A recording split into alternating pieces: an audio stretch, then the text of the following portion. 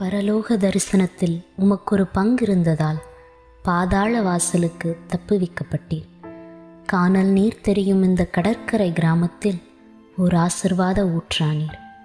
சுகமாக்கும் வரத்தால் முடவன் நடந்ததும் ஊமையன் பேசியதும் எந்த அளவிற்கு நடந்ததோ, உம் தீர்க்க தரிசன அபிஷேகத்தால் விசுவாச வாழ்க்கையில் சீர்பொருந்தினோர் அநேகர்.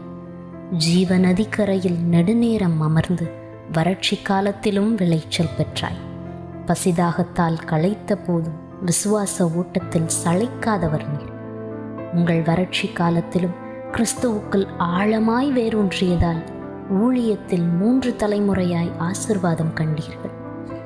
சேலை மறைவே அவர் செட்டையின் மறைவாயிருந்த காலத்தில் நீங்கள் போதித்த சிலுவையின் உபதேசத்தை கற்றவர்கள் இன்றைக்கு ஊழியர்களாயிருக்கிறார்கள். இந்த ஊழியம் கரையேறுமா என்று பார்த்த கண்களுக்கு முன்பதாய் கடல் தாண்டியும் உங்கள் வேர்களை பரப்பிவிட்டு இன்று மறுகரையில் தடம் பதித்து விட்டீர்.